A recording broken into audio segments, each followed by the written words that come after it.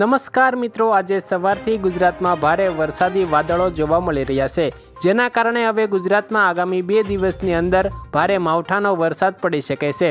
મિત્રો, આગામી 2 દિવસ સુધી ભારે વરસાદની આગાહી કરવામાં આવી રહી છે।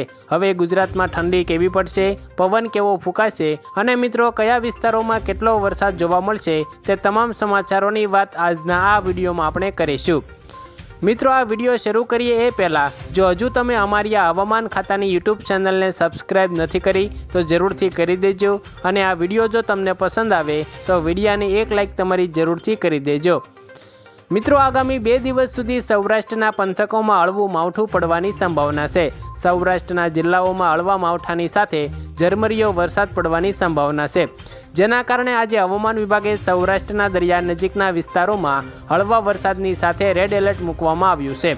મિત્રો, ગુજરાતની ઉત્તરના ભાગોમાં એક ભારે વરસાદી વાવાઝોડું સક્રિય થયું છે, જે ભારે પવનની સાથે 1 અથવા 2 તારીખમાં ગુજરાતની નજીક આવશે અને ગુજરાતના ઉત્તરના ભાગોમાં ભારે વરસાદ પડે તેવી આગાહી કરવામાં આવી રહી છે। અત્યારે મિત્રો ગુજરાત અને તેની આજુબાજુના વિસ્તારોમાં ભારે વરસાદ પડવાની શક્યતા છે। મધ્ય ભારતના વિસ્તારોમાં આગામી 2 દિવસ સુધી ભારે વરસાદની ચેતવણી પણ જાહેર કરવામાં આવી છે।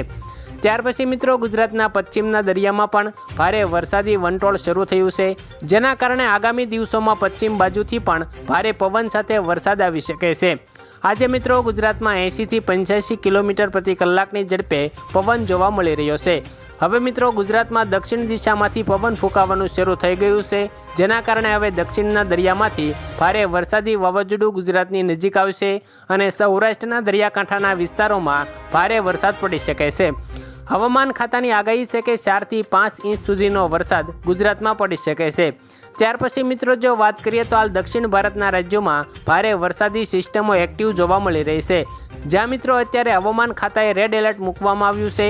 આગામી 1 અઠવાડિયામાં આ વરસાદ ગુજરાત સુધી આવી શકે છે, જેના કારણે મિત્રો હવે ગુજરાતમાં વરસાદ ભૂકા બોલાવશે। અત્યારે મિત્રો ઉત્તર ભારતના પર્વતીય વિસ્તારોમાં ભારે વંટોળ સાથે વાવાઝોડું શરૂ થયું છે, જે અત્યારે ગુજરાતથી 100 કિલોમીટર દૂર છે, જે દક્ષિણ બાજુ આગળ વધીને ગુજરાતની નજીક આવી શકે છે। આજે મિત્રો ભારે વરસાદી વાદળો જોવા મળી રહ્યા છે, જેના કારણે હવામાન વિભાગે સમગ્ર ગુજરાતમાં રેડ એલર્ટ સાથે ભારે પવન સાથે વરસાદની આગાહી કરી છે। હવે મિત્રો ગુજરાતમાં ઠંડીમાં થોડીક રાહત મળશે અને ભારે બફારા સાથે 2 થી 3 ઇંચ સુધીનો વરસાદ પડવાની સંભાવના છે। અત્યારે મિત્રો ગુજરાતનો દરિયો ગાંડો થયો છે। ભારે પવન સાથે કાંઠાના વિસ્તારોમાં 10 ફૂટ ઊંચા મોજા ઉછળી રહ્યા છે, જેના કારણે આજે અને આગામી 3 દિવસ સુધી દરિયાકાંઠાના વિસ્તારોમાં રેડ એલર્ટ મૂકવામાં આવ્યું છે। હવામાન વિભાગે સૌરાષ્ટ્રના જિલ્લાઓમાં ભારે પવન ફૂંકાવાની અને વહેલી સવારે ગાઢ ધુમ્મસ સાથે હળવો ઝરમર વરસાદ પડવાની આગાહી કરવામાં આવી છે। દરિયા નજીકના વિસ્તારોમાં આશરે 4 થી 5 ઇંચ સુધીનો વરસાદ પડી શકે છે, જેના કારણે આજે સમગ્ર ગુજરાતના દરિયાકાંઠાના વિસ્તારોમાં એલર્ટ પણ મૂકવામાં આવ્યું છે। મિત્રો, ત્યાર પછી આજે હવામાન વિભાગે કરેલી નવી આગાહી ઉપર એક નજર કરીએ તો મિત્રો રાજ્યમાં ફરી એકવાર વાતાવરણમાં એક મોટો પલટો આવવાની સંભાવના વ્યક્ત કરવામાં આવી છે। અંબાલાલ પટેલની નવી આગાહી મુજબ આગામી દિવસોમાં ગુજરાતમાં વધુ એક પશ્ચિમી વાવાઝોડું સક્રિય થવા જઈ રહ્યું છે, જેની સીધી અસર રાજ્યના વિવિધ વિસ્તારોમાં જોવા મળી શકે છે। મિત્રો, અંબાલાલ પટેલના જણાવ્યા અનુસાર આ પશ્ચિમી વિક્ષેપને કારણે ઉત્તર ભારતના પર્વતીય વિસ્તારોમાં ભારે હિમવર્ષા પડશે અને મેદાની વિસ્તારોમાં હળવો વરસાદ પડી શકે છે। તેની સીધી અસર મિત્રો ગુજરાતમાં પણ 2 ફેબ્રુઆરી સુધી હવામાનમાં પલટો જોવા મળશે। રાજ્યના આકાશમાં વાદળછાયું વાતાવરણ રહેશે અને તેની સાથે સામાન્ય પવન પણ ફૂંકાઈ શકે છે। મિત્રો, ત્યાર પછી વાત કરીએ તો રાજ્યના કયા વિસ્તારોમાં માવઠાની શક્યતા છે તો તેના વિશે વિગતથી વાત કરીએ તો મિત્રો આગાહી મુજબ ખાસ કરીને ઉત્તર ગુજરાતના મહેસાણા, સાબરકાંઠા અને અરવલ્લી જિલ્લાઓમાં હળવો કમોસમી વરસાદ થવાની શક્યતા છે। આ ઉપરાંત પૂર્વ ગુજરાત અને સૌરાષ્ટ્રના કેટલાક વિસ્તારોમાં પણ છૂટાછવાયા છાંટા અથવા હળવો વરસાદ પડી શકે છે। દક્ષિણ ગુજરાતના વડોદરા, ભરૂચ અને સુરત જેવા શહેરોમાં પણ વાદળછાયું વાતાવરણ રહેવાની સાથે કમોસમી વરસાદ પડવાની સંભાવના નકારી શકાય તેમ નથી, એટલે કે મિત્રો આ વિસ્તારોમાં પણ હળવો વરસાદ પડી શકે છે। મિત્રો, ત્યાર પછી વાત કરીએ તો ફેબ્રુઆરી મહિનામાં પણ એક પશ્ચિમી વાવાઝોડું આવી શકે છે, તો મિત્રો તેના વિશે વિગતથી વાત કરીએ તો અંબાલાલ પટેલે જણાવ્યું છે કે 2 ફેબ્રુઆરી પછી પણ વધુ એક હળવો પશ્ચિમી વિક્ષેપ આવશે, ખાસ કરીને 4થી 8 ફેબ્રુઆરી અને ફરી પાછો 12 ફેબ્રુઆરી દરમિયાન વાતાવરણમાં એક મોટો પલટો જોવા મળી શકે છે।